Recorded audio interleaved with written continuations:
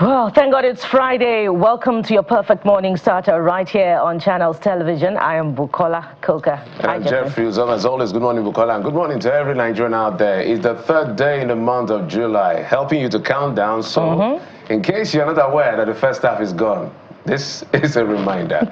So get yourself sorted. Projections you have, reviews you have to do. Just a little life coach segment. The story of my life, Jeffrey. You're actually talking to me. I'm also talking to myself, Bukola. And we should all talk to ourselves. Under this Tinubunomics, you have to review yourself every 24 hours. Because today is the tomorrow that we always talked about. Exactly. And yet, how much of our goals have we achieved? Well, the weekend will be a good time for reflection. And speaking of reflection, Jeffrey, what have you been reflecting on in the last 24 hours? Well, the first one, I just feel like asking Nigerians, how are you doing? Just how are you doing? Because sometimes we just get busy, especially those of us in Lagos. Just this rat race of trying to get ends meet and try to good things. So just sometimes just look at your neighbor, look at your friends, look at your family and say, how are you doing? Because people are going through hell and warm waters, no matter what anyone is trying to say. Anyway, Bukola, so Jeffrey, how are you doing? I'm trying. I'm okay. First, I'm okay. I'm fine. I'm very fine by the grace of God. But we have to do what we have to do to make sure that everybody survives the Tinubunomics, which the president himself has always recognized, even though some of his aides come and say something different and get the backlash that they deserve. They know themselves, the ones I'm talking to. But let's go to what we're dealing with today. Let's talk about the court case. We understand there was a court case that was instituted by the member from Kogi State, Mr. Aleke Abejide, who we call him the landlord of the ADC because he's won on that platform twice to be in the House of Representatives. So he says he's the landlord of the ADC. But with the incoming of the David Mark-led NWC, there were issues. He wasn't following through with them. He's a big Tinubu supporter, and he's very unapologetic about it. I did not even know that he has instituted a suit, to be very fair. I know that Nephew had instituted a suit. Those state chairmen has instituted a suit, but the news now is that the court has sided with David Mark-led leadership. The court says, look, according to the Electoral Act, please, all of these, your issues that you brought to us is purely an internal affairs of political parties. Go and sort yourself. So the court is beginning to look at the laws and say, before you come, we have already received a lot of backlash from political litigation and all of these things. So it is now time for us to see how much of our hands we can put off from issues around politics. So we neither support nor disagree. All we have to tell is that please go back, sort your issues. Bukola. Well, just to get into a few of the details of that court decision, Justice Musa Liman held that the court lacked jurisdiction to entertain the matter because it bordered on the internal affairs of a political party, which he described as non-justiciable. And Justice Liman also ruled that Honorable Abejide lacked the legal standing to institute the suit, having failed to demonstrate how his rights were violated by the emergence of the current ADC leadership. And of course, we saw a lot of rejoicing yesterday at the court after this decision came through. And so this further clears the way a bit more for the African Democratic Congress and its candidates as we head into the general elections. But Jeffrey, you also mentioned that there are other suits instituted by, state chairman of the party, that of the nephew Balagumbi as well. So in the coming days and perhaps weeks, we hope to see what the courts will rule where those cases are concerned and how it will impact on the chances and the aspirations of candidates under the African Democratic Congress.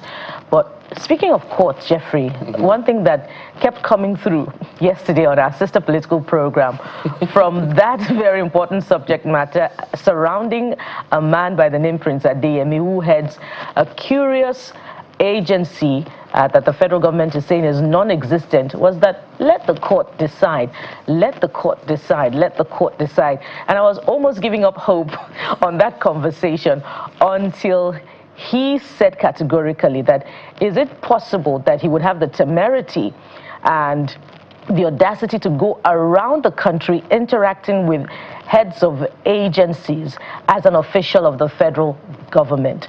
And so it makes this story even more curious about how a man could become appointed as the head of an agency of the federal government and have, budgetary allocation under the 2026 appropriation, and in fact have staff, and he will be denied knowledge. Federal government will deny having any dealings with this man. And so we wait to see what the courts would say on this matter. Let the investigations go through, and let's know all the actors involved, everyone culpable, and let the lessons particularly be learned about how budgetary processes work, about how appointments come through, very importantly, because there are allegations of bribery involving a federal government official on this particular one. And so, at that time, we'll talk about the lessons. Jeffrey. He said that he didn't mince word because Sean did his best to get something out of him. And I think he was properly instructed by his lawyers. So the case is in court, so you be careful what you say so that it doesn't form content and prejudice the case. But he was very categorical, I think, when Sean asked him about the involvement of the Chief of Staff to the President, Femi Gbajabiamila, and he was very categorical to say yes, without giving any form of explainers. Looking back, Bukola, looking back now, I felt that the former Speaker and the Chief of Staff to the President right now should have been the one to respond to all of these allegations or the names that his name has been mentioned by this gentleman. I'm just looking through his X handle, which has about 1.2 million followers. The last time he posted was June the 25th. So I don't think I totally agree that these kind of things, just the presidency, because Abayo Onanuga is a spokesman for the president, not for Femi Gbajabiamila. But he spoke like he was speaking for the presidency. I feel that someone like Right Honorable Femi Gbajabiamila should also have a say on this matter. At least explain what he can explain beyond. I know he's a lawyer, so perhaps he's also careful not to engage in any public. But his name is all over the place, and people are beginning to reel out a couple of things about him and all of that. So it's important he clears his name. It's important he clears his name. If he doesn't know this gentleman, let us know. Because he's the highest, what was the word now? Among the high-profile individuals this man had mentioned or linked anything, it is he that is. He didn't mention SGF. The only other gentleman that the presidency had mentioned, they said the man passed or he died 5 days after this gentleman was arrested and all of that. So Mr. Prince Adeyemi is in hiding. Femi Gbajabiamila is doing his work, but I think he should. People are even saying he should step down. That is saying a climb. Prince Adeyemi has spoken. Yeah, he spoke from hiding. Yeah, because I don't know whether it's been... because he was granted bail. I understand he was arrested in December. And when I went to read that statement again, he said the Chief of Staff had raised that alarm in October 2025. And some communications from Foreign Ministry to SGF to NSA, a lot of things happened in October. So how did this... I know that budget process starts way longer. But the president presented a budget, if I'm correct, in December.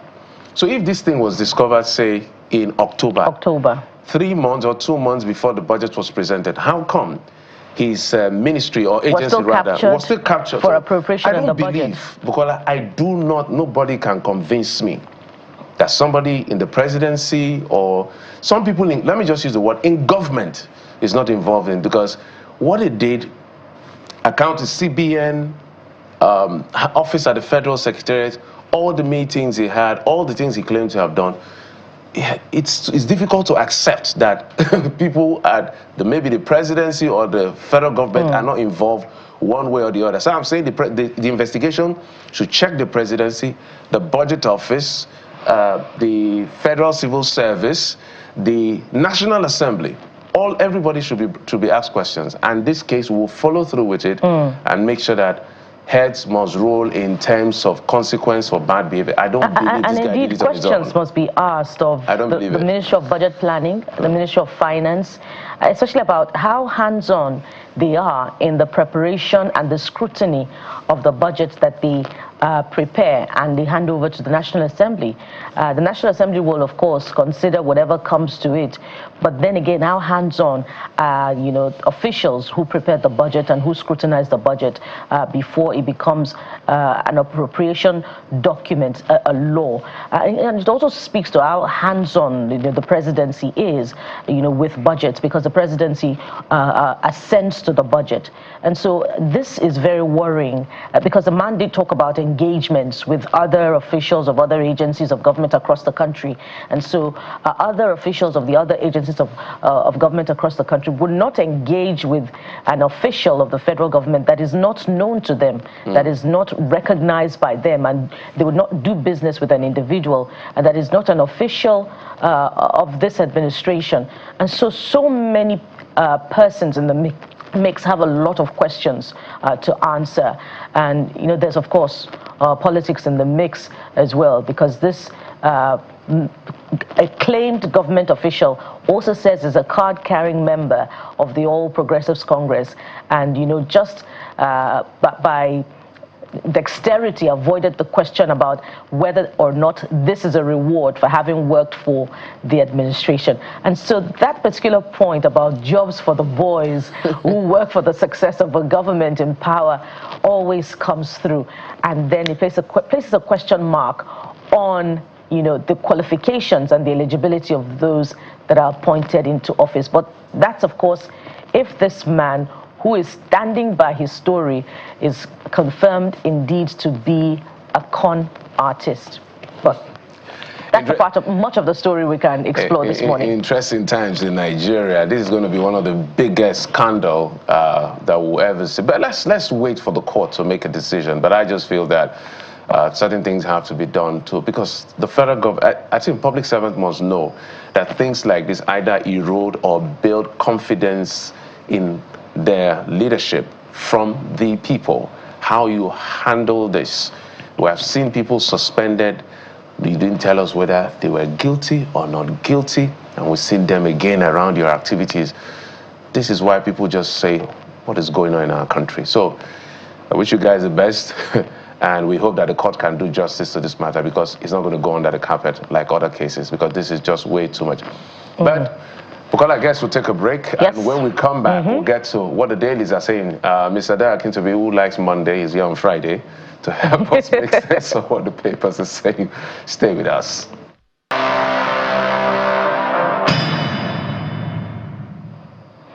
Well, there's a potpourri of stories on the front pages today, a lot of which get us thinking, and we're set to begin talking about all of them.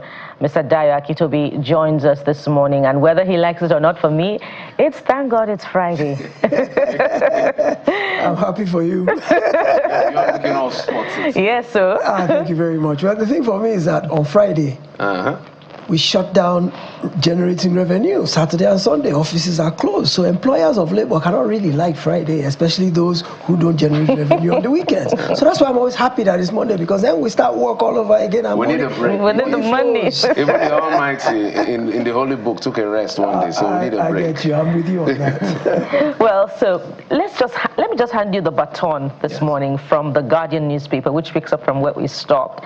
And this is the headline: PEIC scandal puts budget integrity governance under scrutiny. It's a page 6 read. I imagine that you have quite a lot of thoughts about this, Mr. Akintobi. Yes, I do. And the way the story is unraveling, it raises more questions than we have answers to. But the part that's really worrisome, apart from, the issue of him having an office in the Federal Secretariat and, him meeting with various government agencies, ministries, departments, and agencies, the question is, if the agency does not exist truly, how did he get an appropriation into the budget? Because the budget process is designed to go through so many layers of scrutiny. An agency will estimate what it's going to need to spend in the coming year. It'll produce a document. It'll send it to various places who will scrutinize it, adjust it, send it to the next place, then eventually it makes its way to the National Assembly, both houses scrutinize it, then it gets to the president for signature before it becomes a law. So if truthfully this agency is fictitious, the fact that this lapse could have enabled it to get an appropriation, a line item into the budget is scary, because it means there are no checks and balances in the appropriation process. I mean, that document essentially is what undergirds everything the federal government does.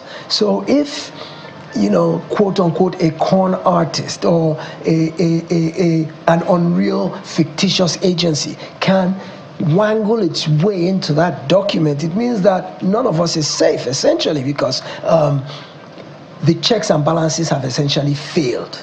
And that is why I would say that, yes, okay, so there's a court case instituted, as the gentleman said on the program yesterday, but I think there should be an independent probe. I think the presidency itself should either instruct the ICPC or it should form a panel, perhaps retired eminent jurists, key people, to investigate how this happened.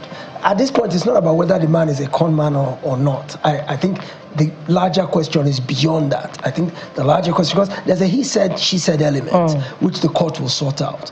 But the point is, there is a line item appropriation in the budget. How did that get there? Especially if this agency is fictitious. How did it get there? So as Jeffrey said, there's got to have been some sort of collusion with some people in government. We need to find out who those people are, how they managed to smuggle this thing in. That's if it's fictitious. Unfortunately, someone has died in the mix. Does it make the job more difficult to determine who was responsible for what, for getting this man to interact with government officials? Absolutely, and it seems so uncannily coincidental that the person who could unravel this, or who could give some insight into what happened, has conveniently been unalived. That's a funny word, I don't know. I think it's a new word in the Nigerian lexicon. Unalived, but yeah, it seems to be gaining currency nowadays. Yeah. Maybe it'll probably end up in Oxford Dictionary. But yeah, it's just coincidental that the one person who could shed some light on how this came to be is no longer around to give testimony or evidence. So that complicates the issue further, which is why I think the government should not be the judge or jury in its own matter by being the one to defend against what happened. And Jeff is absolutely right. The main player whose name keeps coming up has not said anything. And even the federal government's statement on it left more questions than gave answers. And the main player is not saying anything. So it's not a very good situation whatsoever, because, I mean, the very essence of government, and I put the blame squarely at the feet of the National Assembly. The head of the National Assembly, Godswill Akpabio, the Senate president, has said it from the beginning, the very beginning of his tenure, essentially that they were going to be in bed with the executive. Their job is oversight. They should have caught this. They are the last line of defense for any budget. And it is from that point where the thing should have started to get exposed, should have been investigated. It should never have passed the National Assembly and get sent to the president for signature. So I put the blame at the feet of the National Assembly, saying that, look, your oversight function, you're not supposed to be pally with the president, even if you're in the same party. You're supposed to keep him in check. You're supposed to make sure he follows due process of law, that everything he does is above board. You're supposed to dog his every footstep. This National Assembly is not doing that. And that's part of why this kind of thing can happen. Each time we say that, or people say that, they say, no, you always want us to fight with them. Well, the verdict is out there. As you said, I think the biggest, what has caused this problem the highest, is the fact that there's a budgetary provision to the tune of 1.3 billion naira. Else, we will not be having this conversation. True. But let's go to this Nigeria and lead with something quite exciting. I like these kind of stories because most of the time we see the other part of the story. FG secures 1,721 terror convictions mass trial deployed in major counterterrorism breakthrough. This is what we've been talking about, Mr. Akintobi. Absolutely. You know, for the ones that make it alive, we know where to send them to through the courts, yes. And we don't need to wait for ages to make that decision. Exactly. What do you make of it? Exactly. Justice delayed is justice denied. This is quick, it's efficient, it is search for the truth. It is laying the truth where it is, that you people who are responsible for terrorism, you're going to pay the price for it.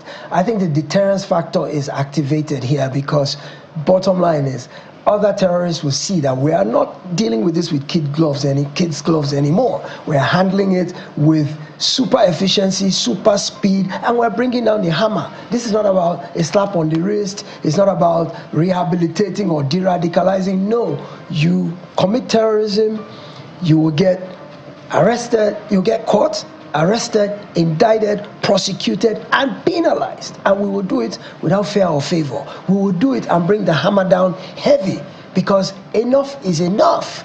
I mean, look, the Orire children, for crying out loud, they are still there after what? It's going on 2 months now? I mean, that is so heartbreaking, and it's off the front pages of the news. Nobody's talking about it anymore. And those people are still there at a time of inclement weather. God knows what kind of torture and hardship. How are they feeding? So when you think about those kind of things, you get an opportunity to catch people who are doing this. You will take out the anger and the annoyance of what you know has been happening to people like those in Orire and those in Borno. You will take it out on the ones you catch. I saw a saying somewhere once, I'm not sure if it was the FCC or the IC. He said, we may not catch everyone, but the ones we catch, the ones we do succeed in catching, they will regret their life, they will regret they were ever born. And we will do our best to catch as many as we can. So I think we're on the right attitude now. I think the country has finally had enough. We've had enough for a long time, but I think the government now recognizes the fact that enough is enough. Let's bring out the big hammer. So I was very elated with those numbers, 1,730 something odd convictions, and I want to start seeing death penalty for terrorism, and let governors be signing the warrant, put religion to one side, because at the end of the day, in Nigerian life, is more important than any religious conviction that any of us may have. So if you know that you are not ready and willing to sign a death warrant, please don't run for governorship. It's that simple. It's that simple. That's where the country is now. If you can't sign it, don't sign up to be a governor, because that is part of your responsibility, is to protect the lives and property of the people under your jurisdiction. I'm praising the Edo State government. I'm a fan of the Edo State government. I disagree with him on the numbers for election. 2.5 million votes. But on this one, it's impossible. So on this one, he said he's going to sign it. Yes. Not just sign it. Yes. The day of execution, he will make sure it happens at the ring room. Yes, publicly. And you will be there. Yes, exactly. I like that, so that anybody who thinks that the man is joking would think twice. Yes. I think if we get that rhetoric across all governors, and even the president, yes, we may not solve the problem just flat, but I think it could go a long way. When the state says, we have the monopoly of force and violence, and we are coming down on you heavy. Yes. Yeah, and I think it is with Mr. Akintobi's kind of zeal that we should be talking and working about the issue of security in this country. Perhaps if we saw that zeal in many more parts of the country, beyond what the federal government is doing, then we'll be having more results. But talking about what work is being done, let's look at this from the front page of the New Telegraph newspaper. And it talks about security as well. Internal security, Nigeria has 4 million private guards, Mr. Akintobi, and 1,745 COIS dash investigation. Here are a few riders here. They should be trained, deployed for intelligence gathering, says former DSS chief, Mr. Ejiofor. I believe that's Mike Ejiofor. FG, we secured conviction of 1,721 terrorists in 9 years. Human capital development tool against insecurity, says CAS. I know we've spoken broadly about the convictions, but look at this. Nigeria has 4 million private guards. Why are the results not commensurate, or perhaps the numbers are not enough? Well, it's not that. It's that private security is different from, state law enforcement and armed forces. Private security are limited in their scope. They can't carry arms per se. They can't, well, they can do citizens arrests. Any citizen in Nigeria has the legal right to apprehend, a suspect and hand over to the authorities. So private security can arrest or can detain and hand over, but they can't really fight insecurity. All they can do perhaps is to protect on an informal level.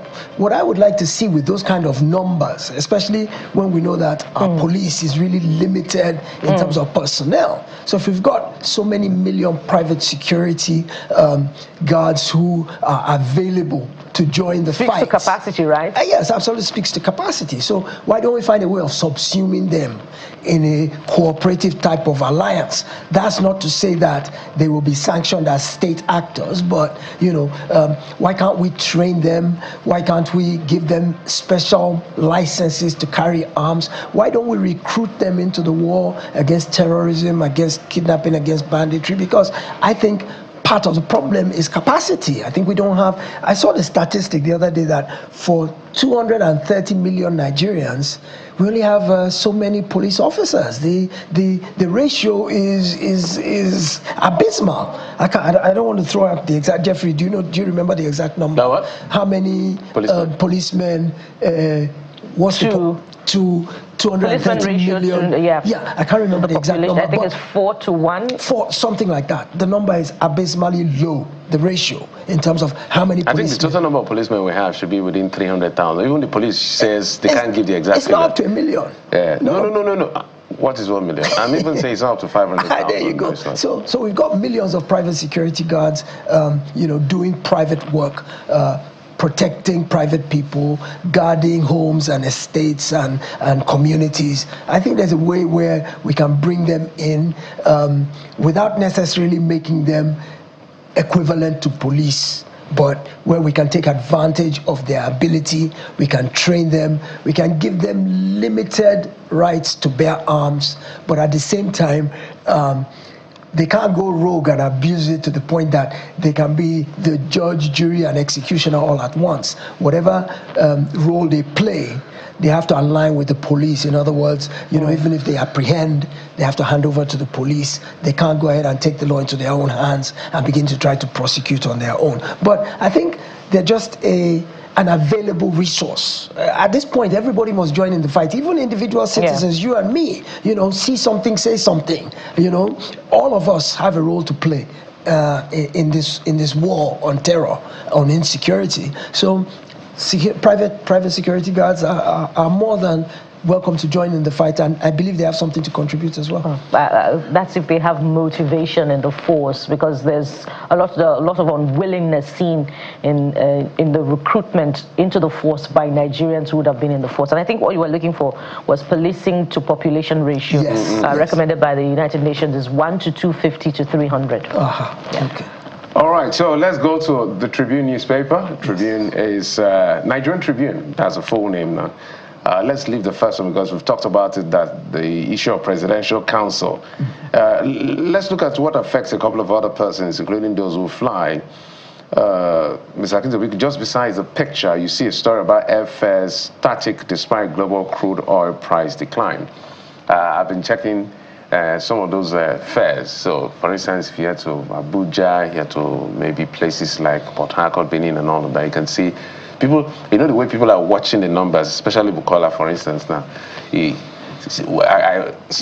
was like I was defending the marketers, but now I don't have anything to say because the prices I think the other day it hit, I was projecting this hike in price will get to August, but it happened in the reduction. Yes. To where it started from between 65 to 70.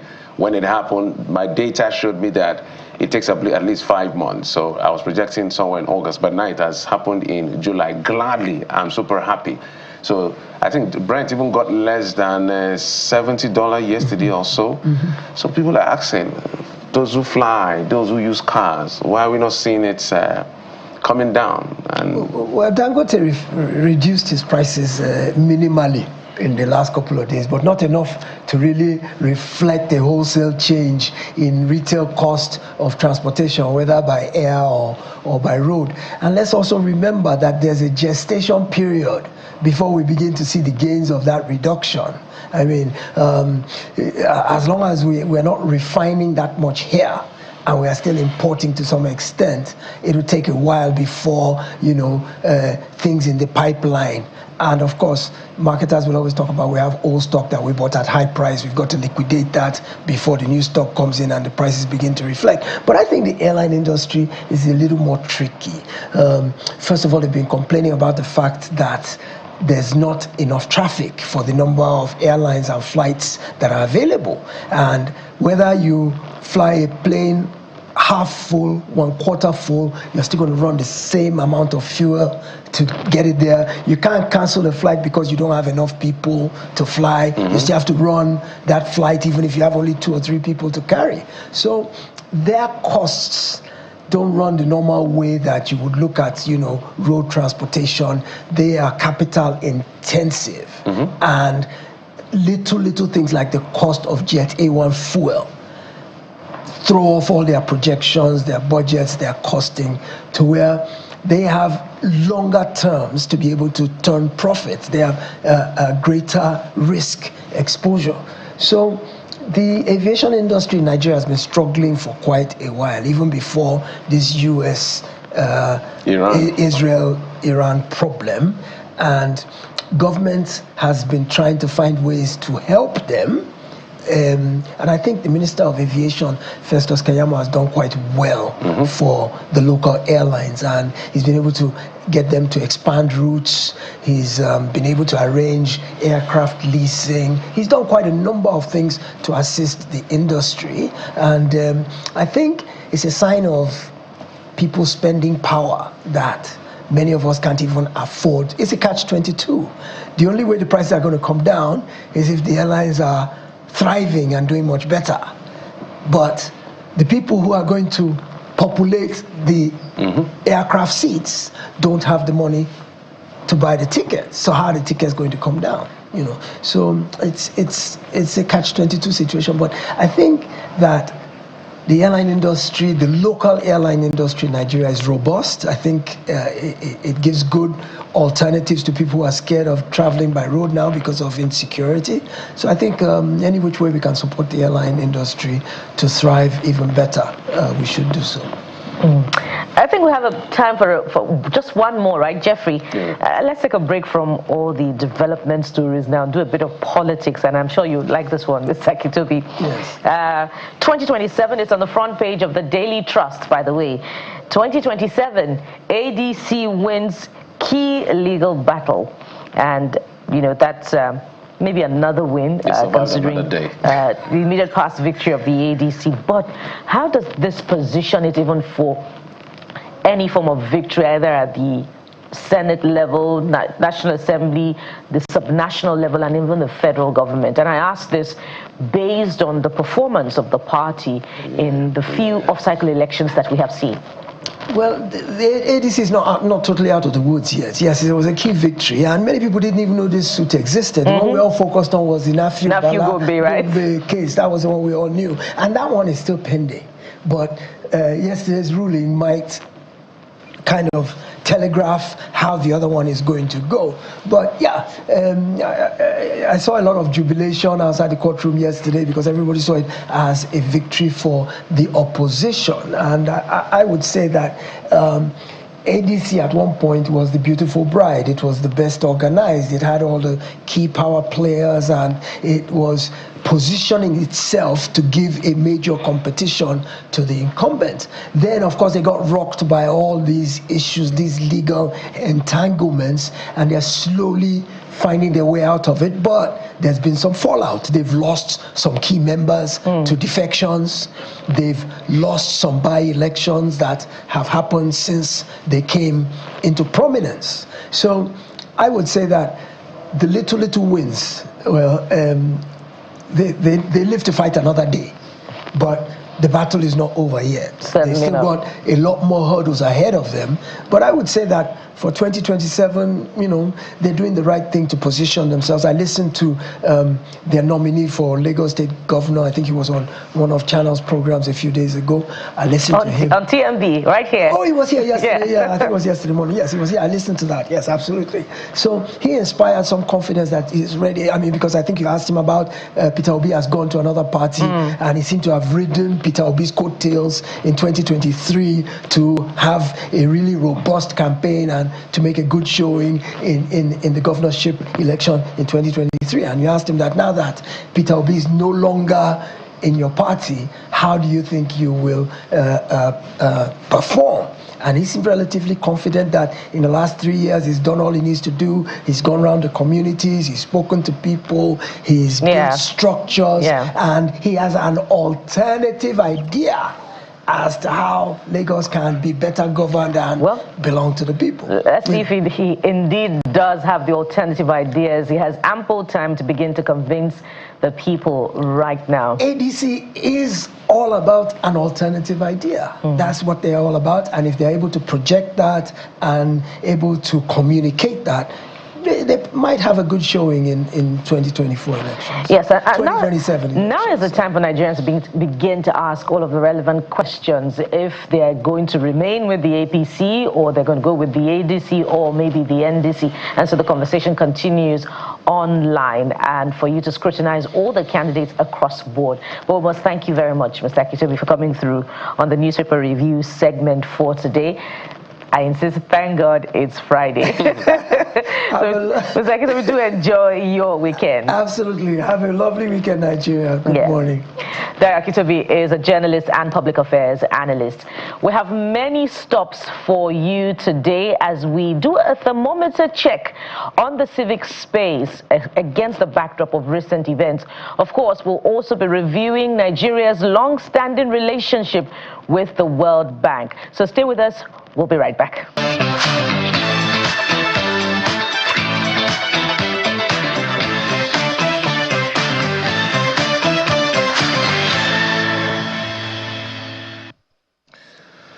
All right, let's get to the conversation about Nigeria's relationship with the World Bank, because something is in the offing, and they're here to discuss extensively within the time we have about what is in the offing. Let's bring in our guest, the country director of the World Bank, Mr. Matthews Vegas.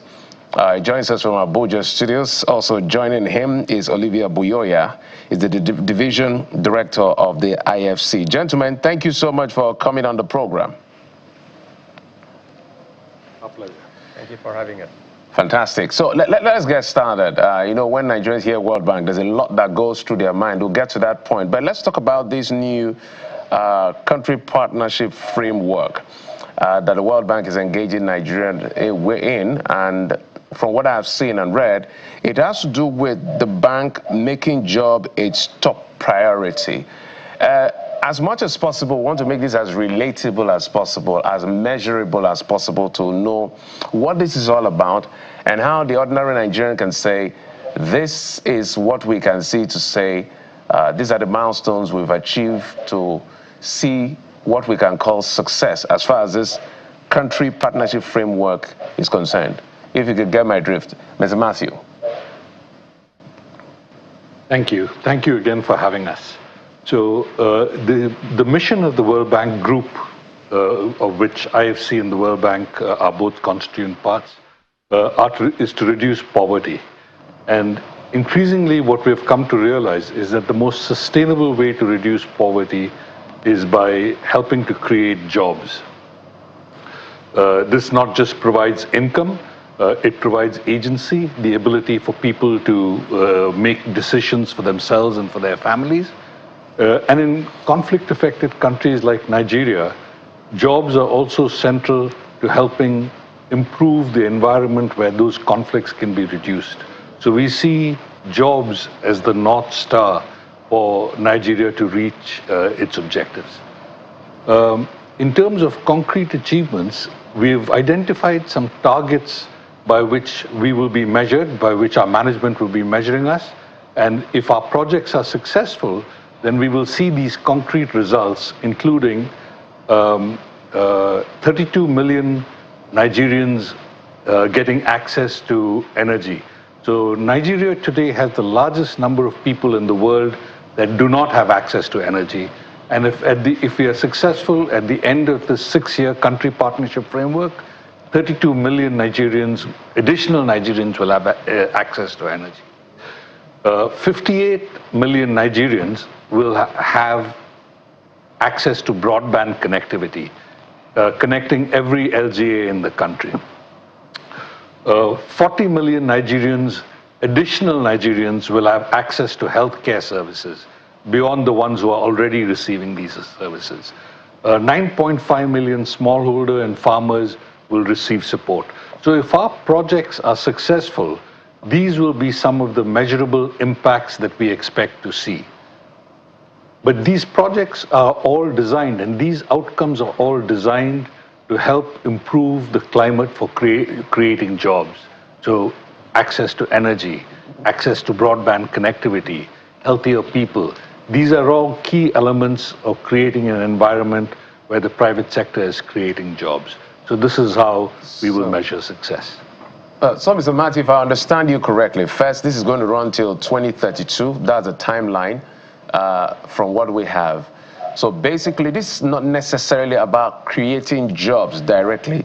It's facilitating the creation of jobs through some of this back-end infrastructure. Am I correct? Yes, jobs are created in the private sector. And so what the World Bank will be doing to support the government, all of our work and this strategy is designed to support the government's plans and strategy, are designed to create an environment where the private sector creates jobs. As we have seen from worldwide experience, that's the most sustainable way of creating jobs. So let's get to the IFC director now. You are in Nigeria for the economy, and I believe the engagement with the private sector and the matter of job creation is also on the table. Give us a sense of the objectives of this engagement, and what is the modus operandi that will be deployed to achieve this as you engage with the private sector? No, thank you for the question. As Matthew said, the North Star now in the World Bank Group is really job creation. We have clarity of vision, and this is what was at the center of our strategy that was endorsed by the World Bank Board of Directors literally 3 days ago.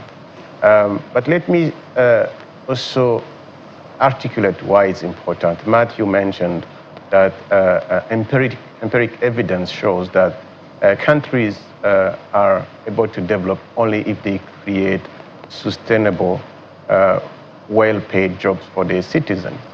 When it comes to Nigeria and our countries in this region, there is another element to that. The other element is social cohesion, is also security. We live in a region, broadly in a world where we are facing a multifaceted crisis, and at the core of it is actually lack of opportunities, particularly for the youth. On the IFC side, the IFC is the private sector arm of the World Bank Group. Our mandate, alongside of our friends and colleagues from the World Bank, is really to be the engine through which the World Bank Group support the private sector. So here in Nigeria, we have a workforce of 120 plus colleagues with global expertise in different sectors. Our mandate is really to leverage the investments that the World Bank, although multilateral, bilateral development partners are doing in this country, but more importantly, the resources that the government of Nigeria is investing in the infrastructure, so that we can bring in as much as private capital, private investments as possible to support those who are creating those jobs. Those are the hundred thousands, millions of SMEs. Those are also the large corporates, the financial sector, the fintech, agtechs, the creative industry. those are the actors that will create those millions of jobs that we need for the development of our countries, for the jobs for the youth, and for the stability of our region. So if I get you, you say the IFC is the engine for the execution of the projects of the World Bank. And so the World Bank has approved for this CFC partnership 1.25 billion financing package. So the IFC is one executing this 1.25 billion financing package to accelerate private investment. If that is the case, help us understand how this will be executed and deployed across the private sector, and which private sector players are we expected to see come into this engagement? No, thank you. So let me clarify. Indeed, the 1.25 billion financing is probably what the World Bank will provide to the government, and I'll let Matthew explain a little bit more how that works. On the IFC side, we finance exclusively private sector companies. In this country, we have long-standing and strategic relationships with the large corporates. We invested $500 million in the Buas cement factory in Sokoto. We have invested in industrial zones, 50 million equity investment in Lagos Free Zone, in the port of Lagos, with the objective ultimately to create up to 30,000 direct and indirect jobs around that investment. We work with the largest financial institutions. We just concluded a $500 million package investments with Access Bank that will allow us, the IFC, to access to local currency, Naira, to support SMEs. I can go on. Our ambition, as Matthew said, is to contribute to those outcomes. So 32 million of Nigerians having access to energy in the next 6 years, 9.5 million of farmers supported in the next 6 years, etc. We will do it through direct investments in private sector companies. We have different instruments. We can provide capital equity. We can provide long-term patient capital. We can provide guarantees. But what is important here, and what Matthew was saying, is the One World Bank Group approach. We work together. The World Bank provides resources, instruments to the government so that they can unlock opportunities, create the space, create the conditions for the local private sector to thrive in creating jobs. So the IFC's financial instruments are different and distinct, separate from what the World Bank provides. Am I correct?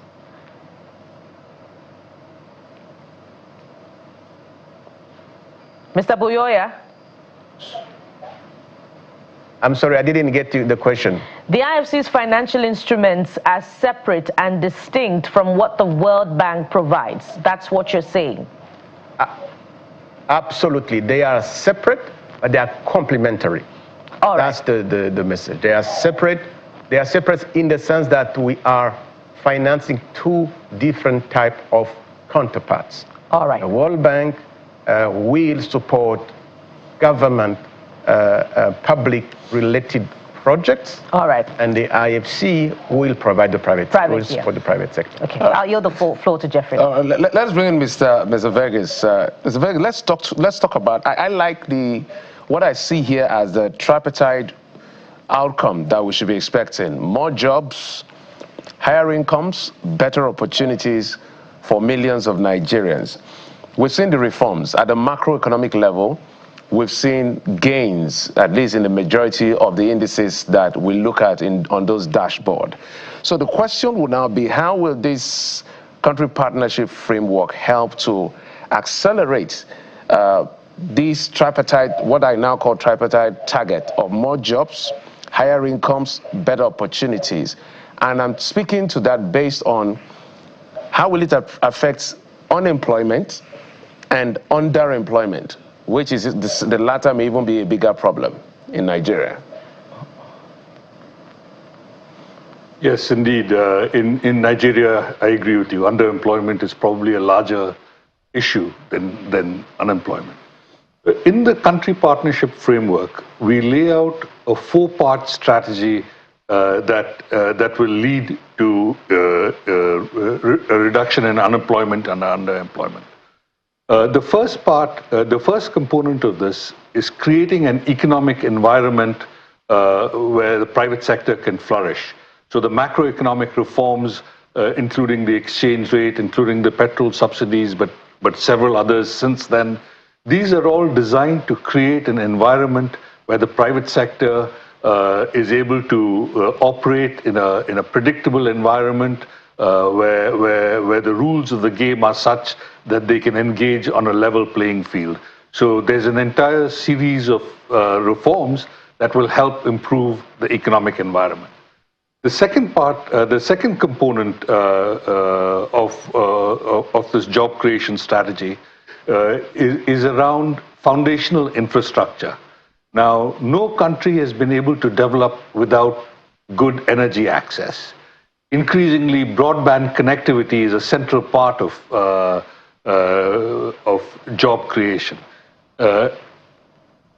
One of the features of this country partnership framework is a focus on the fact that the World Bank by itself, all the donors together, but even the donors and government will not be able to meet all the infrastructure needs that Nigeria has because the needs are so large and so expensive.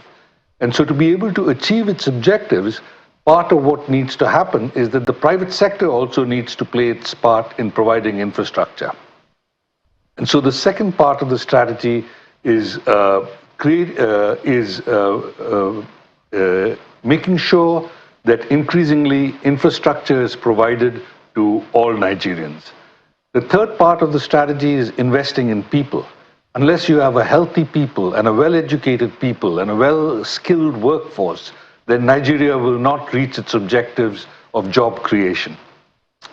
And finally, we note the importance of resilience, of creating an economy where when economic shocks happen, there's a way of supporting the most needy. As climate change progresses, that farmers are able to respond so that they are still able to do well as climate change continues to increase temperatures and to be able to manage that. So this 4-part strategy, we think, is what will drive job creation, reduce underemployment, more and better jobs. And that's what we're going to support in this strategy. So let me double down a bit on it. So that let's teleport into 2032. And then let's say we're there now and we're looking back into this moment that we're speaking, where this idea was brought to the fore. I think you mentioned it in passing, so that we reestablish it as a record. What should we be looking at in terms of number of jobs created, number of internet access, number of access to electricity, and nexus that with the Electricity Acts that the federal president signed that now has subnationals being able to generate, transmit, and distribute their own power. At least that one I have it on record. So teleport, and then let's look back and see what should be the dashboard that we can say we are successful on this framework. So the numbers that I cited earlier are the ones that we would expect to see 6 years from now. So 6 years from now, right now, on electricity access, for example, I think the total number of Nigerians that don't have access to energy is in the range of 90 million Nigerians. Now, at the end of 6 years, we'll have, if our projects are successful, we'll have connected an additional 30 million Nigerians, 32 million Nigerians. So it wouldn't have connected all of them, but we'd have made a lot of progress and ideally would have created the environment where reaching the remaining Nigerians will be accelerating. But 32 million Nigerians will have access to energy. 52 million Nigerians will have additional Nigerians will have access to broadband connectivity.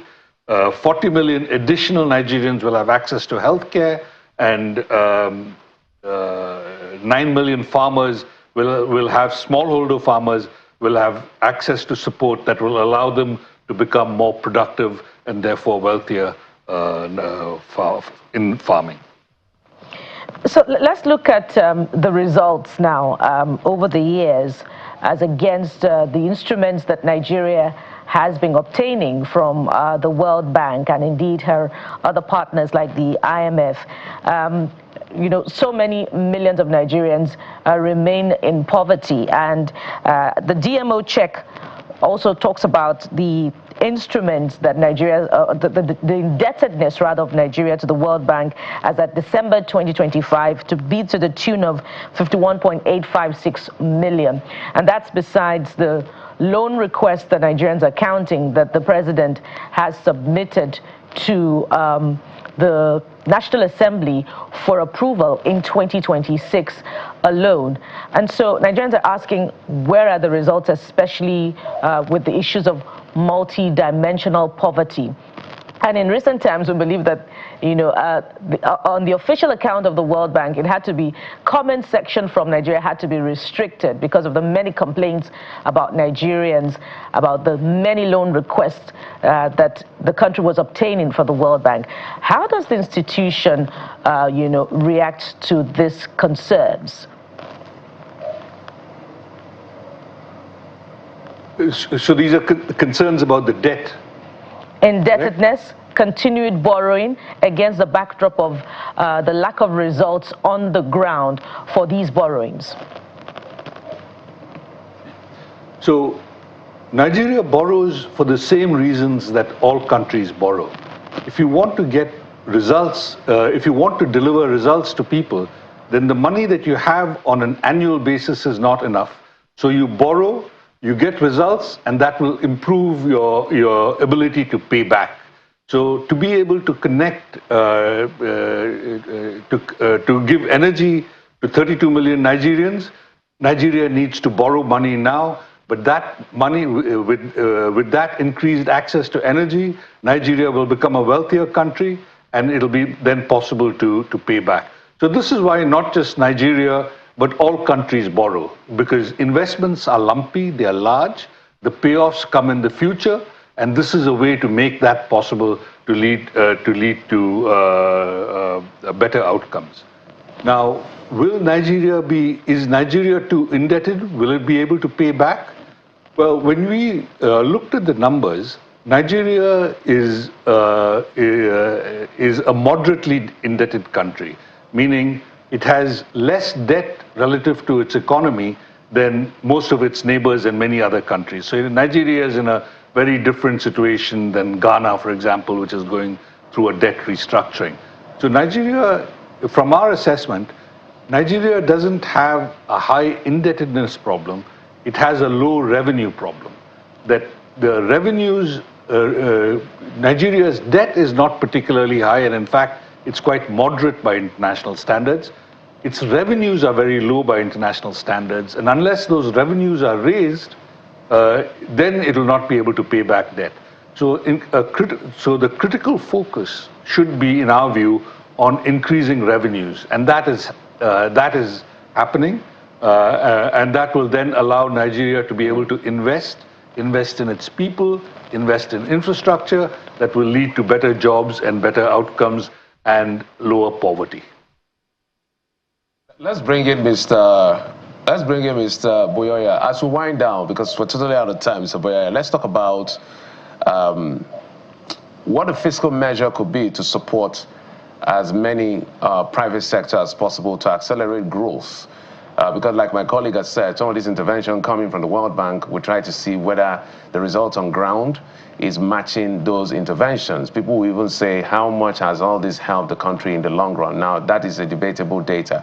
But since you're focused as IFC on the private sector, we've had these tax reforms coming. How is it helping? How is it going to help from where you sit as World Bank to accelerate growth and drive the revenue, like Mr. Matthias said, because they say we have a revenue problem. For those of us who operate here, we also know we have a spending problem. So talk to us about accelerating the private sector further with fiscal policy.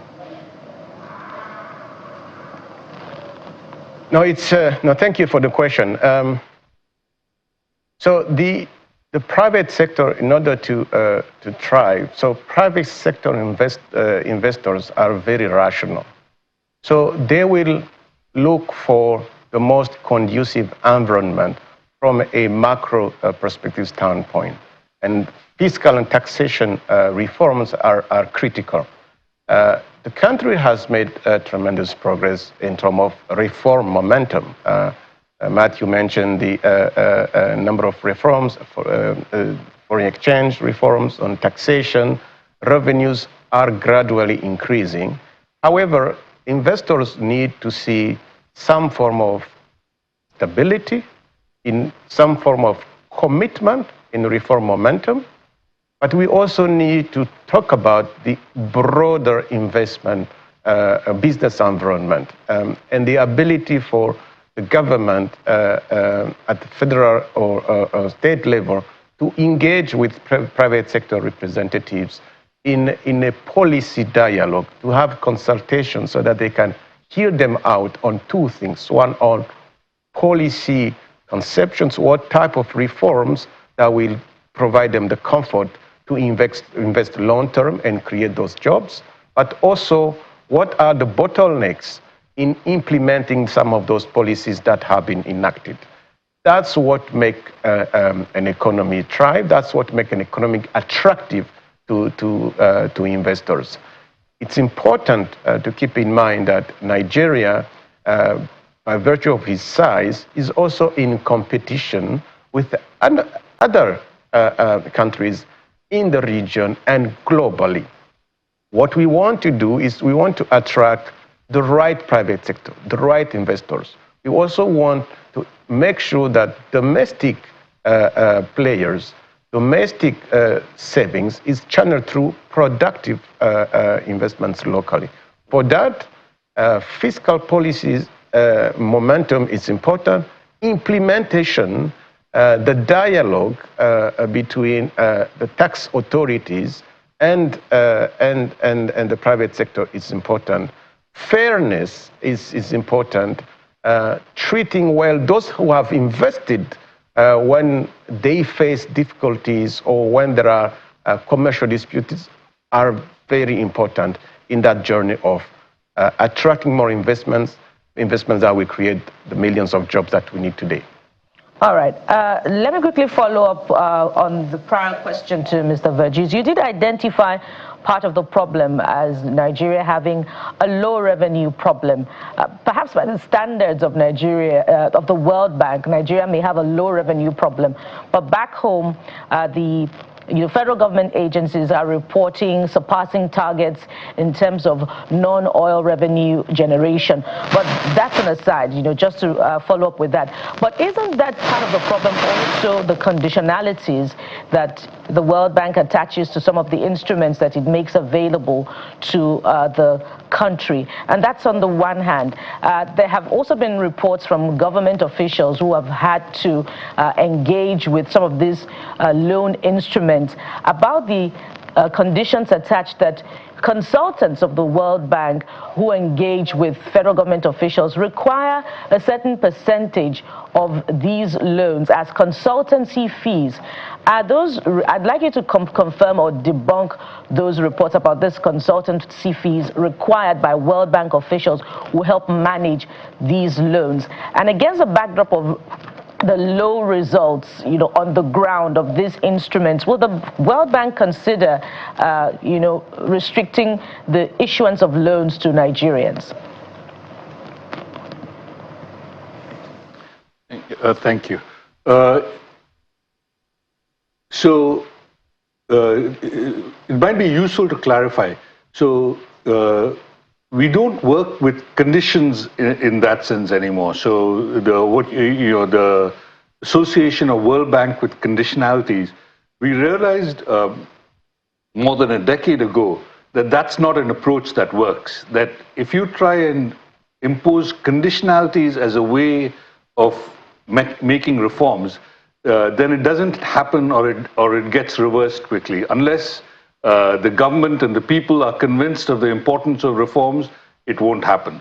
And so our loans are not based on conditionality, but we will support reforms that the government has already taken on its own. And so we find that that's much more sustainable as a way of long-term progress. So that's one. On consultants, so we don't require consultants in the use of World Bank projects. And in fact, we would have a strong preference that when we are lending to government, it's government staff, public servants, that are completely implementing the projects. Now, in practice, what happens is that for some of these projects, the staff, there are not enough of the right kind of staff, and so often the government will also ask that consultants are used to work with that. I think in the short term, given the realities on the ground, there's no way around it, but our preference and our suggestion is always that these projects be implemented fully by government staff. And I think over time that will happen. It's increasingly happening, and that will continue to happen. We ourselves internally are putting in restrictions on the number of consultants that we can use, all in with the same idea that these projects should be implemented by staff, by public servants, with support from World Bank staff. Yeah, if you can hear me, thank you so much. We're totally out of time. We just need to accommodate that. Thank you for the clarification. I will continue to engage because there are lots of questions to ask as far as this conversation is concerned. But we must thank you for coming through. Matthew Verghese, the country director at the World Bank, and Olivia Buyoya is the division director at IFC. Thank you, gentlemen. We appreciate it. Thank you. Thank you. We'll take a break, and when we come back after this break, we'll switch gears to politics. Omoyele Sowore, who just left Kuje prison, will be joining us to explore 2027 elections and the matters arising. Stay with us.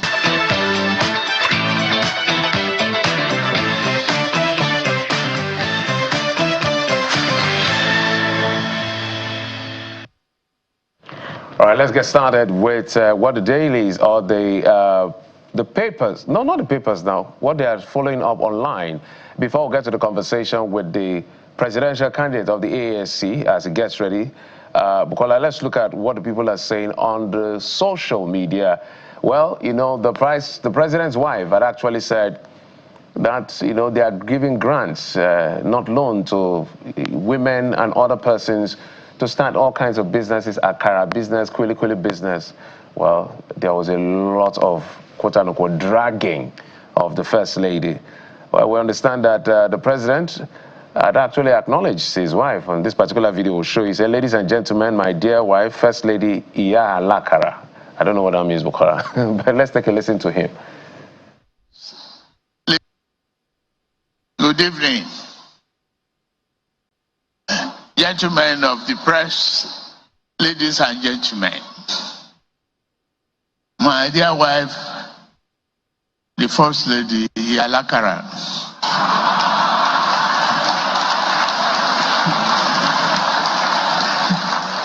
What does that mean? Interesting one there, Jeffrey. It's a good way to douse the tension following the backlash that resulted from the First Lady's comment on grants to Nigerians and how the administration is making its own fair share of effort to empower Nigerians. But this also shows that the president is listening in on conversation, either it's online or offline. But the more important point is the disposition, the body language of the outcome of that intentional listening to the thoughts of Nigerians about what they want, about what they really need, about whether or not the administration is delivering on the promises of, 2023 when it came to power. While there is absolutely nothing wrong in selling akara, bean cake, if you like, in these parts, perhaps it is the sensitivity of the way that the comment was delivered to Nigerians, and the more important point of equitable distribution of income, because it looks more like a situation of the haves and the have-nots should remain where they are in selling akara. But we could explore that point for a longer time. But let's move on to another part of our conversation this morning. And the presidential candidate of the African Action Congress, AAC, and human rights activist, Mr. Omoyele Sowore, has just been released, in the last 48 hours from Kuje prison. He's back now in the trenches and, of course, is here with us live, joining us from our Abuja studio to talk to us about other related issues, especially as 2027, is upon us already. Mr. Omoyele Sowore, good morning and welcome to the Morning Brief. Thank you. Thanks for inviting me. Well, for someone who has spent quite a number of days in Kuje prison, you do look fresh this morning. Speaking of which, let's begin from there. We've heard you talk about your experience there, but I'm more curious about, some would say you're a regular customer with Nigerian prisons now, following past events, but more importantly, your observations with the prison system. And if you became president, what are the changes that Nigerians should expect? Well, I went to prison, but what they call prison in Nigeria is a correction center. For those who might have fallen in love with the adjective, let me make it clear that there's nothing corrective in the correctional center, and it is not different from what you get on the outside. But how to process it is to say to everyone that if the Nigerian government don't care about those of you who are on the outside, not necessarily free, why do you think they'll care about people who are intentionally dumped in prison for different reasons? But what I found very interesting, well, not interesting, it's public knowledge, is that a majority of the prisoners there are still likely awaiting trial prisoners. That is to say, in that prison, there were over 1,158 people while I was there, and 871 of them are awaiting trial. Some of them have been awaiting trial for years, some as long as 10 years, as someone told me. I met a guy who had served his entire term, and they restarted another section of his trial, and it's been there for another 7 years now, according to him. He was in prison there in, I think, when he was 22 years old, and he's now 36, still awaiting trial. So the prisons are generally overpopulated, sanitary conditions are terrible. I was in prison at the time that they said over 37 prisoners there were undergoing treatment for tuberculosis. The tuberculosis were detected in December, and they've been undergoing treatment for 6 months. Nobody can tell you whether they have improved or not, and we don't even know who is who, because it's jam-packed. And they deliberately, of course, upon my bail being revoked, DSS sent a delegation to the prison to make sure they put me in the population that had tuberculosis patients. So there's nothing there to celebrate. But the question you asked me is what I would do. Of course, we are going to, when we get to power in this country, reform the entire process, make it correctional. And what I would do mostly is to engage in non-custodian, reforms. We don't need a lot of people who are in prison to be in prison. A lot of people who are in prison are there because they can't fulfill their bail conditions. Some bail conditions are as low as 5 million sureties requirements, and people can't fulfill it because there's nobody. The bail conditions are set by judges and police and DSS, and they collaborate in such a way that you can't meet them. And so a lot of people are languishing in jail. I met some people who were forest guards. They've been there now for 75 days. They said they were arrested because they said they were forming an illegal organization. The NSA detained them for 35 days. Then when Femi Falana intervened, they took them to Kuje, and after they were granted bail, they haven't been able to fulfill their bail conditions, 7 of them, and because it's almost impossible to fulfill these bail conditions the way they are set. So you have a lot of people who are in prison just trying to meet bail. So many of them are put there for very, very minimal offenses. So in general, we should think about how we can punish people without sending them to prison, or not punish them for offenses they didn't commit. And likely, prison in Nigeria is a place for class war. What I mean class war is that it's usually the poor people, likely poor people, who are in prison, a majority. I met a guy who said he was only able to get 2 court dates in a year. And when he went to court, they adjourned, and that's it. I met another guy who doesn't even go to court because the prison said they don't have vehicles to take him to the court. The court that he was being tried at is a remote court in Abuja, so they don't even bother to take him to court anymore. Yet he's there as a prisoner. So reforms, yes, to improve and ensure that the prison system is also part of society so that you can correct and reform people. But what we have in Nigeria today is there's nothing corrective about it. In fact, a lot of criminal activities are happening in prison because the prisoners have to survive. There's no prisoner, no average prisoner can eat prison food, for instance. But there's huge budget for prison food. There's a lot going on. But like I said, who will care about prisons when they don't care about you? Even when you're not in prison. So talk to us about the kinds of, you mentioned a few others, because right now every experience you have is going to be a pointer for us to ask you what you're going to do differently. So issues around awaiting trial, the kinds of reform require, what will it be? Because it's not a today conversation. Since I was young, now this is where I am.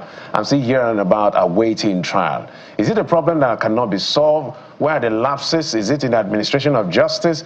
Is it where is the missing link here? Because these are human beings as well. Well, it's like I said, it has something to do with a broken system, a broken justice system. But it also has something to do with our society being a very discriminatory society, where the powerful, that description they say about the elephant and the cobweb, that an elephant can pass through the cobweb and an ant can't. So it is that the prisons are populated by poor people who already are suffering inequality in our system. That is number one. But the most important thing you've mentioned, I knew about awaiting trial in 1989 or thereabout, when we were at the University of Lagos and Femi Falana came to address us, and we've been talking about awaiting trial my entire adult life. And I wasn't shocked, but when I got to prison, because they have a board there where they write out the names of, the list of people who are in the prison and, under which category. The awaiting trial population is the highest. 871 persons are awaiting trial in prison. So that means if all the awaiting trial issues were trashed, most of them probably won't even be in prison in the first place. But how can you not await trial when there are no vehicles to take you to court? Or when the judges adjourn a case for 6 months? Or sometimes the judges don't even show up in court at all.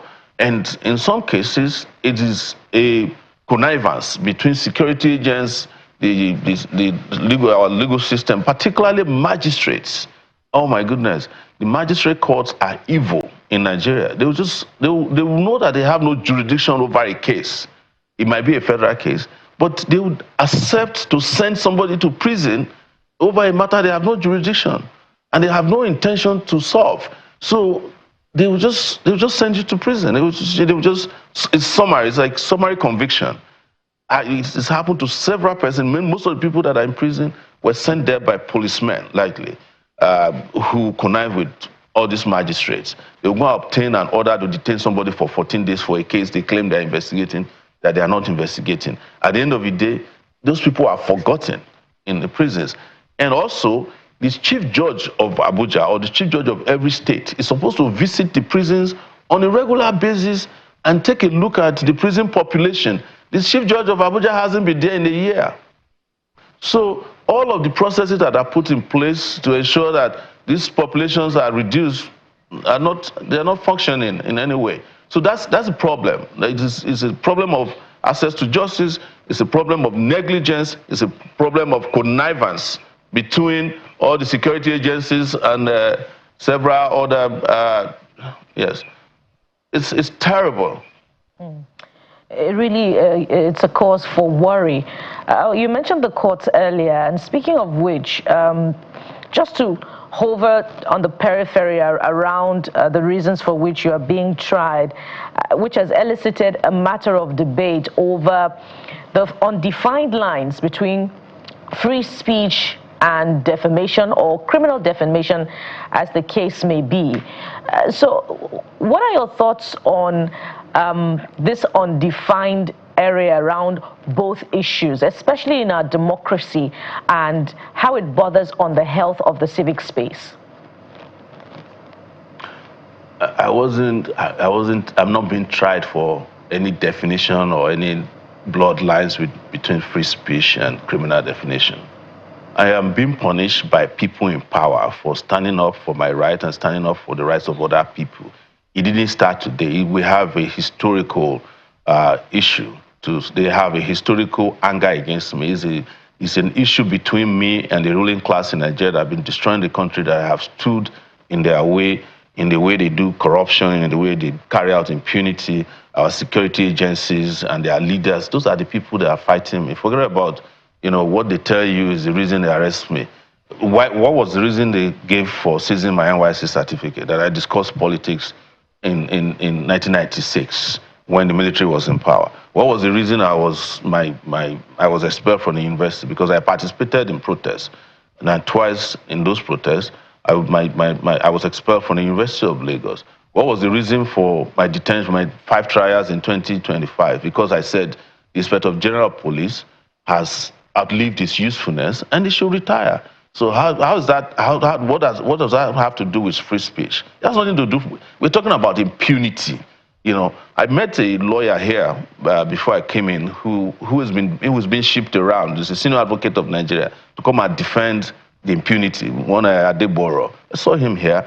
I saw one yesterday. Do you think the DSS will be paying all these, loafers to be going around the media houses to discuss my matter if it is not that they have something fundamental against what I stand for, and the fact that it is creating social awakening in the country? There's nothing about what I've said and what I keep saying that everybody doesn't know, or people don't even say, or that they themselves, when they were in the opposition, did not say. President Tinubu called people all kinds of names. Buhari called people all kinds of names. They called Jonathan all kinds of names in this country. But in my own case, I'm not just calling names. I have facts, and I'm presenting the facts. So I just want you to be clear that the reason why they keep arresting me and sending me to jail has nothing to do with free speech. So, Mr. Sowore, yes. At any rate, what is democracy if you can't freely speak your mind? All right, Mr. You can't freely associate and move around. Yeah, yes. I know you speak freely, but we must be cautious with language on calling people loafers on live TV, so that we don't disparage anybody. It's my right to describe people who exactly they are. I won't allow somebody disparage you. So please, let's be cautious with the words, so we don't disparage people. And people come here and tell lies against me, but you don't tell them not to say so. So you don't have to police speech on TV. You also laid an allegation about you also laid an allegation that they sent you to, the DSS actually sent you to where people had tuberculosis. I don't know whether you have evidence to that effect. I just had to address that. But but did they deny it? They sent me. The DSS came to court after I've been granted bail, and I was waiting for the prison authorities to grab me physically, push me in the elevator at gunpoint, and take me to the basement of the Federal High Court, and wanted to drive me to the office until the court was surrounded by protesters. And they then handed me over to prison, and then went to the prison in charge, the person in charge of the prison. The DSS drove me there in a convoy and told the guy to put me where they have people who are sick with tuberculosis. They go and find out from the prison authorities. There's a minister of internal affairs. There's a doctor at Kuje.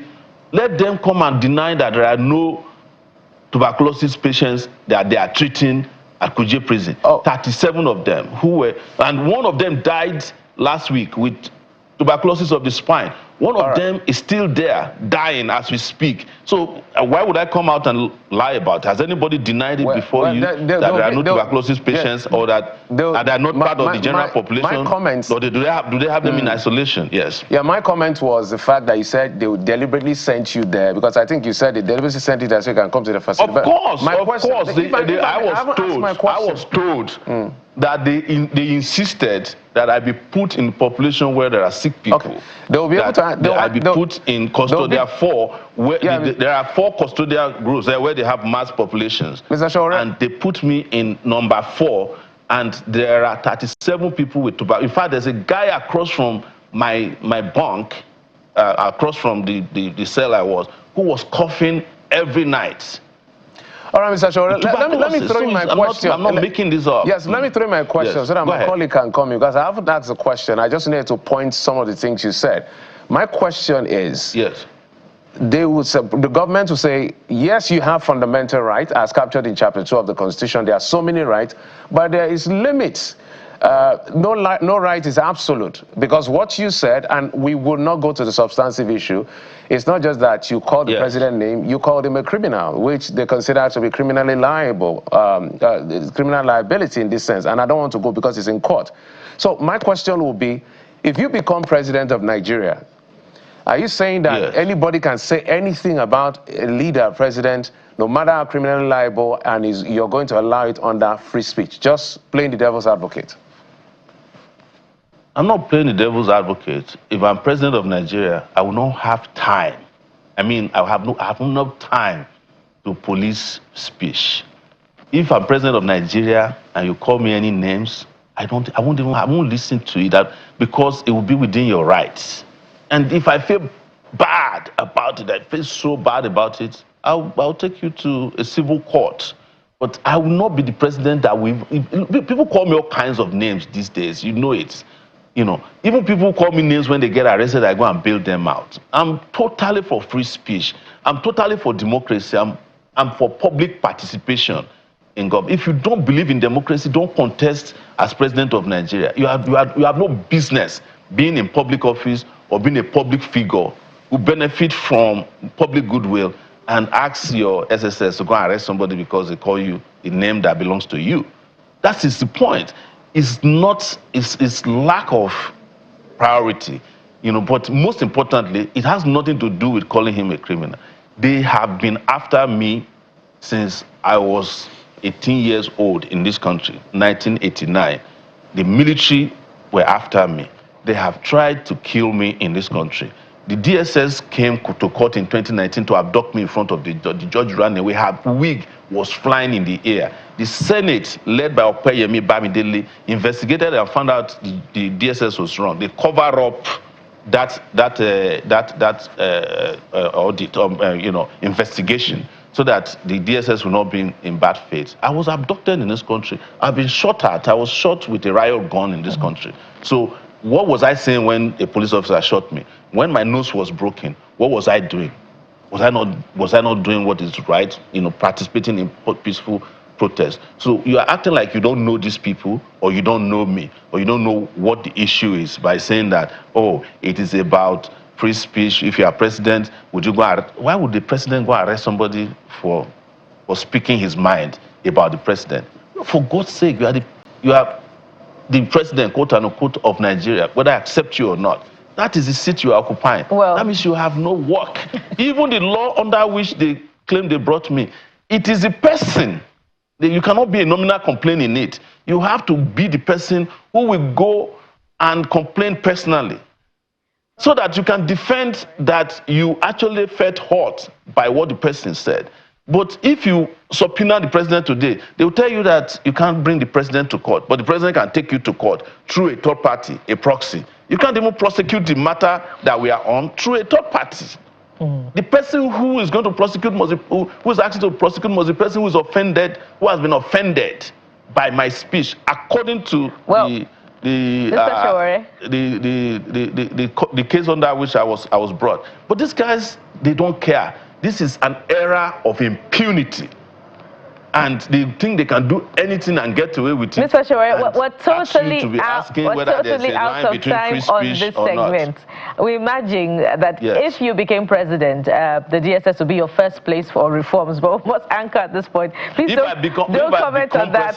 If I become president, all these DSS guys who have been putting people in prison, in Wawa barracks and all that, you come back and answer for your crimes against humanity. All right. If I become the president of Nigeria. I'm sure they got the message. End up in the Sowore is the AAC presidential candidate and human rights activist. Thank you so much for coming through on this conversation. You have our best wishes as you continue in the campaigns for 2027. Thank you for coming on the program. Thanks for having me. Good morning. We're not quite done yet with our conversation on democracy and the civic space. We'll take a moment now. When we return, we'll continue with that subject. Stay with us.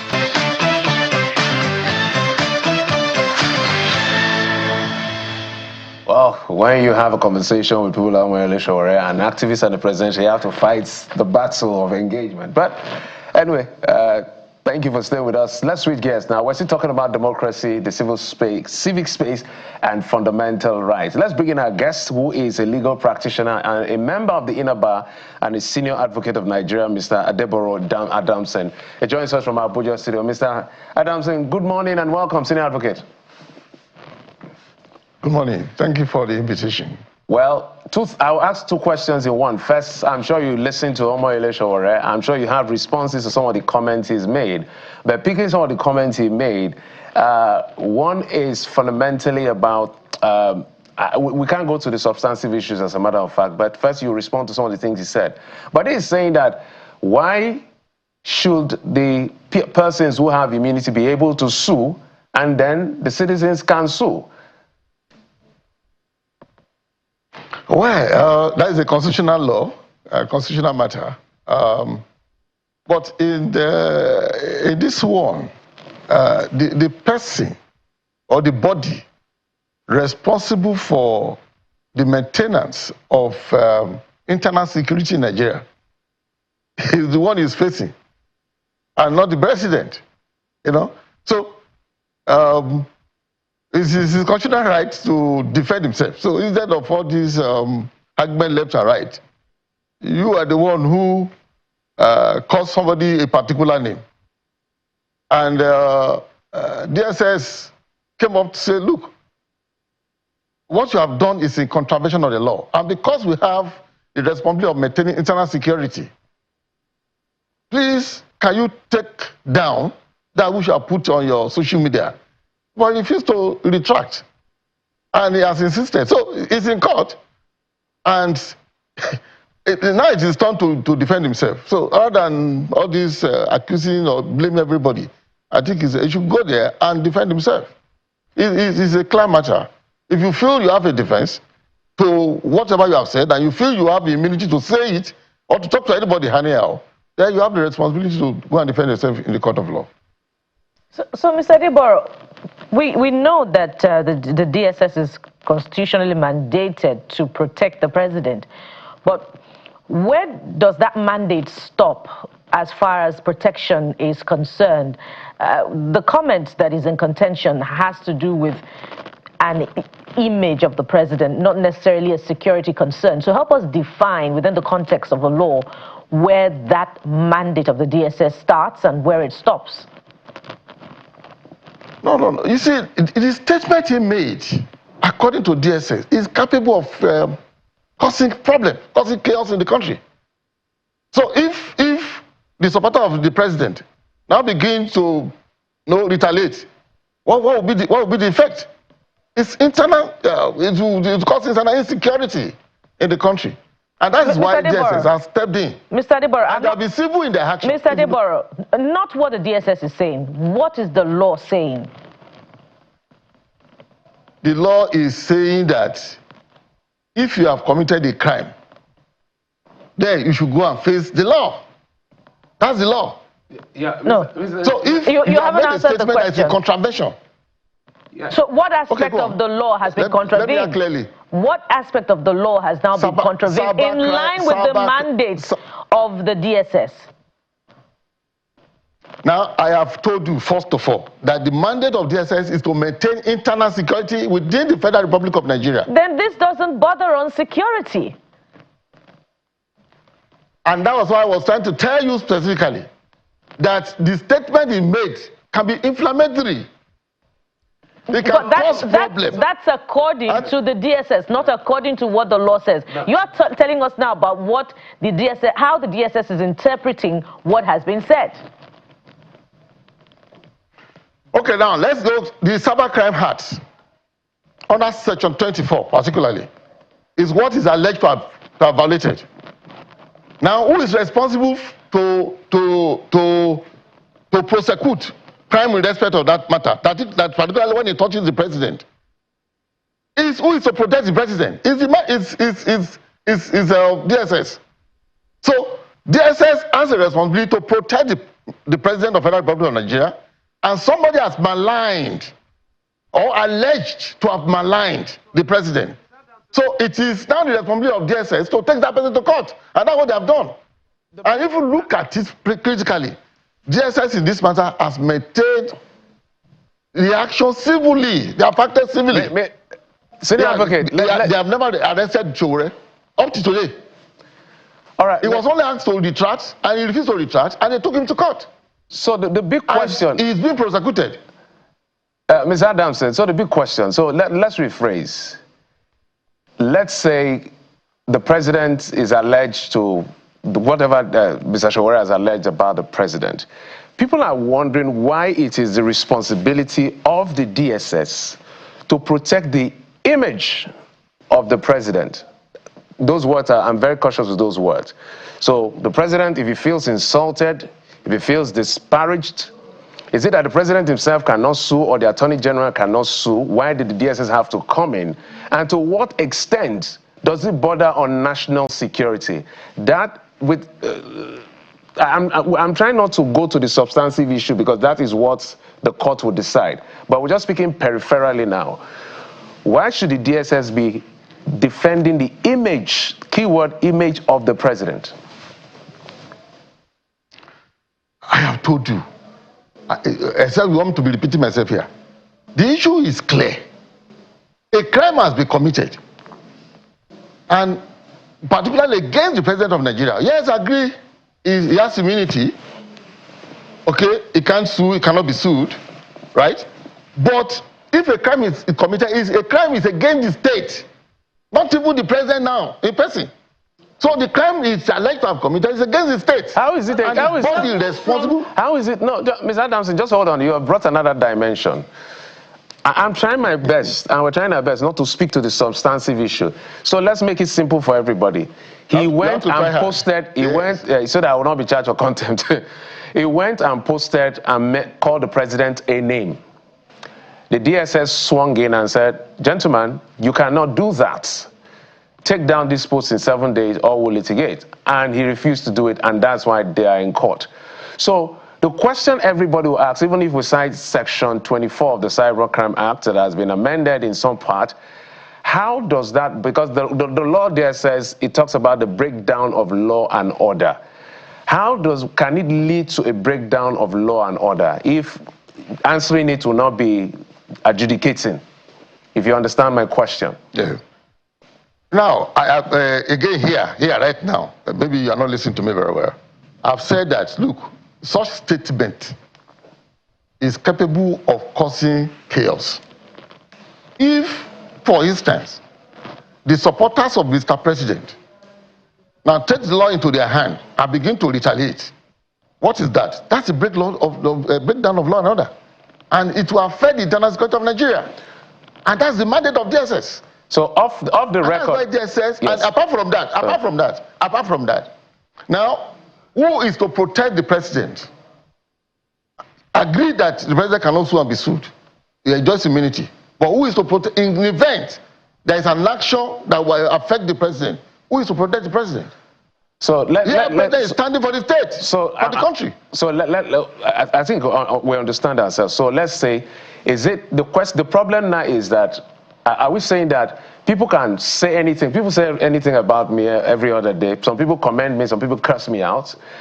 Is it that people can say anything about the president, but there are certain things that they cannot say because it will be criminally liable? Is that what we're saying in this conversation, so we can move on? Yes, there is a borderline in whatever you are doing. Like, everybody has the right to freedom of expression. You can talk. You can talk. But your ability, your right to talk is not at large. You can't just say whatever you want to say. If whatever you are saying is in breach of the law, then the responsible person or the affected person or the victim can take you to court. Mr. Adeboro. So whatever you are doing, politicians come at each other every other day, especially ahead of the general elections. And I'm drawing this out based on the point that you make, that this could cause the president's opposition to begin to come at him, and then this would lead to chaos. Isn't that an exaggeration? And doesn't that clog the civic space for people who want to criticize the administration constructively and demand accountability? yes, the right to criticize constructively is a constitutional right. But I have said again, whatever you are doing must be within the parameters of allowed by law. If you go beyond that, the state apparatus can swing action against you. So whatever you are doing, yes, you have the right to criticize, even the president or anybody. But your criticism must be within the parameters allowed by law. So where you in your course of criticizing, you breach the law, the responsible body will take action. All right. So it does not distract anybody. It does not distract anybody from criticizing, not at all. But you have to know that you have to act within the law. Well, Senior Advocate, that debate is going to continue in the courtrooms where you and I may not be present. I'm very curious to see how this will play out eventually. So it perhaps may mean that there are certain, you can criticize the president, but there are certain words that will be considered either defamatory or criminally liable. That's the import of this conversation. But we must thank you, Senior Advocate of Nigeria. Thank you. You can criticize anybody. You can criticize anybody, but act within the law. No, that's the bottom line of it. Whatever you are doing must be within the time allowed. This argument will never or the parameter allowed by law. Let the court decide. Yes. Adeboro Adamson, Senior Advocate of Nigeria, thank you. Thank you for coming through. We appreciate you, sir. My pleasure. My pleasure. Well, we've been keeping a veteran sportsman waiting, and Bukola, it's now time to bring in with apologies, by the way.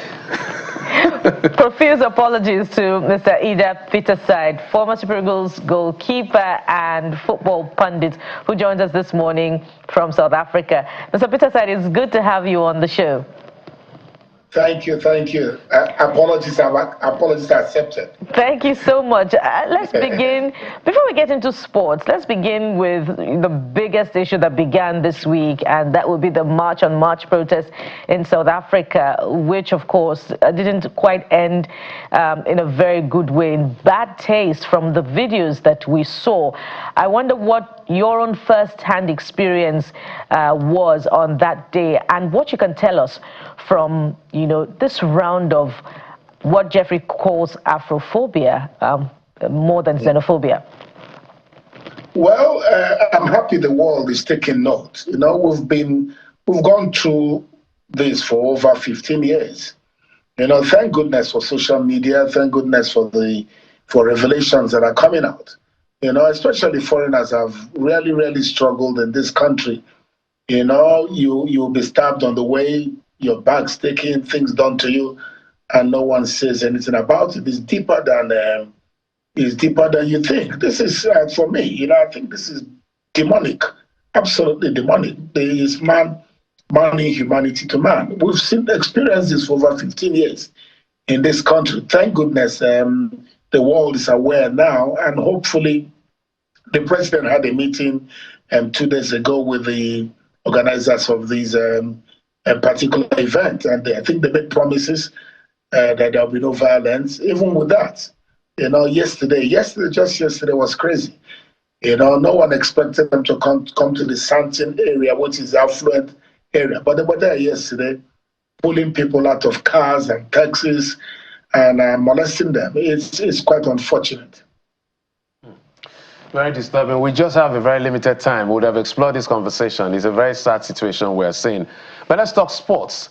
Your own assessment of the performance of Africa. In fact, I was super excited. You know, we had 10 nations head to the World Cup. And our turnover was really beautiful to the round of 32. We had 9 over 10.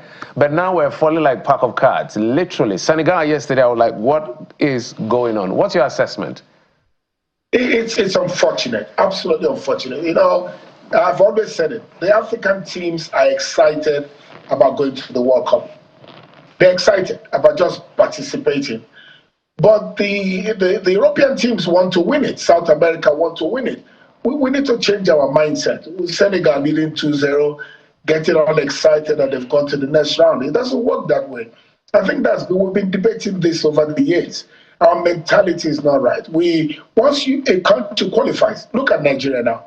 We said how I wish Nigeria qualified. But an Englishman or a Spaniard will not say how I wish we qualified.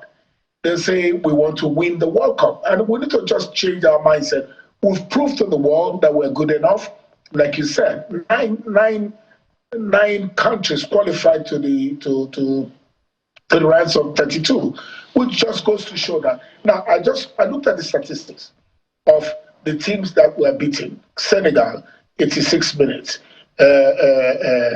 Ivory Coast, 86 minutes. The last team again, I think Congo, 86 minutes. You see, and in that 86 minutes, you just look at it that the opposing team were attacking the African teams, which means they wanted it more. They want to go to the next round. They're not thinking of 32, 16. They're talking about winning the World Cup. So we need to get that right. Once we get that right, you'll be surprised that 2 African countries will play in the finals. Well, it's really a sad one. But what are your thoughts on, Algeria's performance, and what are your hopes also for Morocco? Yeah, Morocco is our baby. We don't want to joke on Morocco. Morocco has restored African pride. Again, they did it last time. I was in Qatar. I watched them in Qatar when they got to the semifinals at the last World Cup. I think they maintained that momentum. They have organization, which especially those of us from Nigeria, we lack.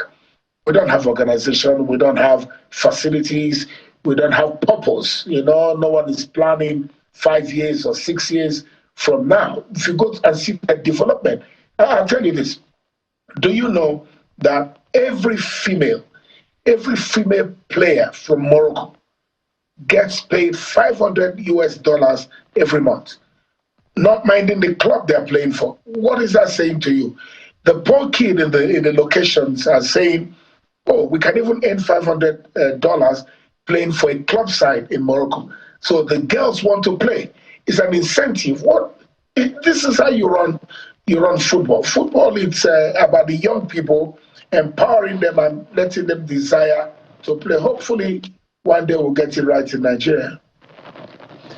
We hope that we'll get it right. But for us now, we're watching on the sideline. So let's do some projection. We have just little time. How far do you think we can go? I think as at the last count, we're left with, I think, 5 teams or 4. I can't remember the exact now.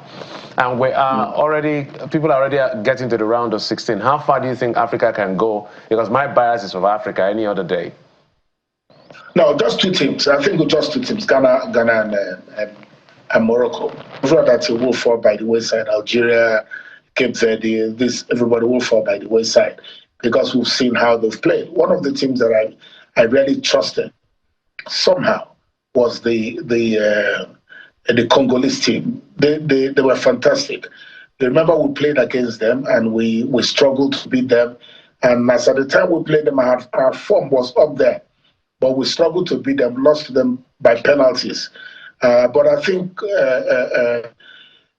Morocco is our darling team from Africa. Then winning the World Cup is what I'm excited about. I was up all through. After I got the call for Bukala, I was sleeping and waking up, hoping that I would not sleep. And, I wanted to watch Portugal.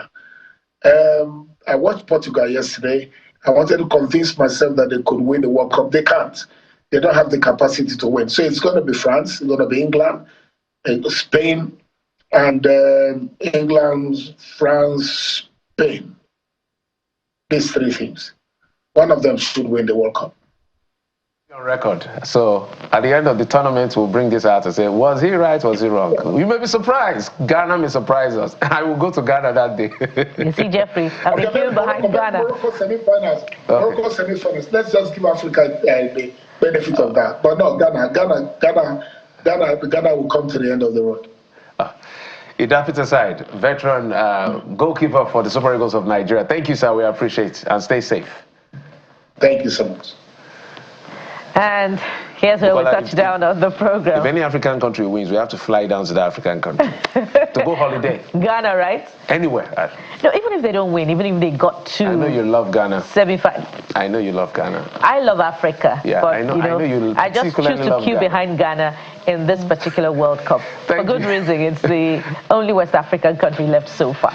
But thank you for being there all through the week. We'll be back again on Monday, and do have yourselves a restful weekend. Enjoy your weekend. Sunrise Daily is up next at the top of the hour. I'm Jeffrey Uzama. Bye-bye.